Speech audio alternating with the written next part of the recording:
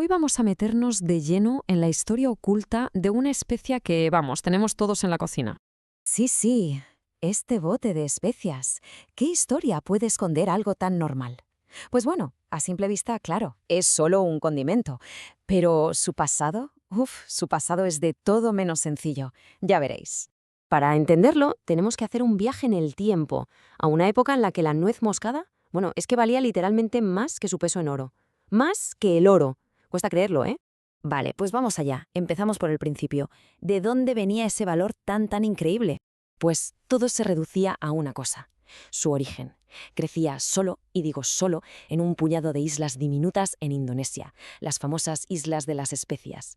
Pensemos un segundo en lo que eso significa: un único lugar en todo el mundo. Eso la convertía sin duda en el recurso más exclusivo del planeta. Pero no era solo por ser rara, es que en la Edad Media la nuez moscada era todo. Se pensaba que era un conservante milagroso para la comida. Se usaba como si fuera dinero para cerrar tratos importantes. Y ojo, lo más fuerte de todo, se creía que era la única cura para la peste negra.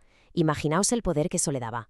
Claro, con algo tan valioso que iba a pasar, pues lo que siempre pasa, la guerra. Una guerra brutal, además. Las grandes potencias de la época, sobre todo holandeses e ingleses, se liaron a mamporros, básicamente. Se lanzaron a una guerra sin tregua para controlar esas islas y, con ellas, todo el mercado de la nuez moscada. El siglo XVII fue tremendo. Una lucha sin piedad. Los holandeses, con su Compañía de las Indias Orientales, que era una máquina de guerra y comercio, llegaron allí y arrasaron. Tomaron las islas por la fuerza, todo para conseguir el monopolio. Y todo esto acabó en un tratado que literalmente cambió el mapa del mundo.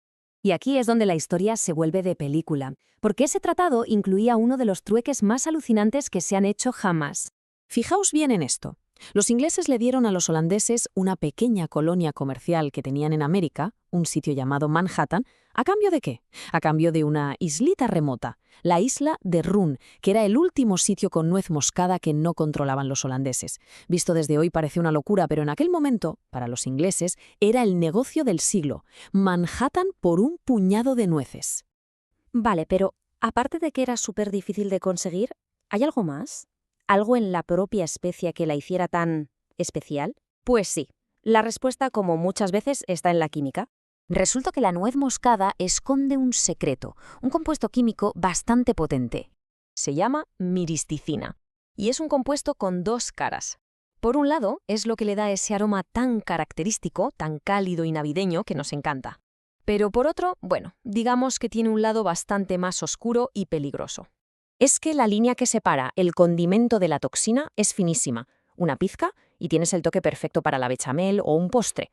Te pasas de la raya y hablamos de un alucinógeno muy potente con unos efectos secundarios terribles. Una auténtica locura.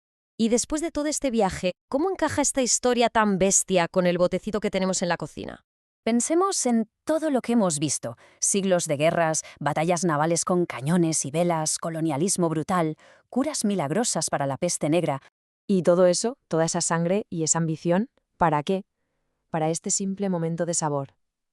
Ahora está ahí, metido en un frasco en el armario de la cocina, tan tranquilo, como si nada.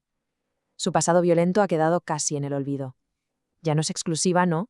Pero la historia sigue ahí dentro. Así que la próxima vez que echemos un poco en un plato, hay que pensar que no estamos solo añadiendo sabor, estamos, de alguna forma, liberando siglos de historia. Es el aroma de algo por lo que se construyeron y destruyeron imperios. Y esto nos deja con una pregunta, ¿no? ¿Cuántos otros secretos como este se esconden a plena vista, en las cosas más normales que tenemos por casa? Da que pensar.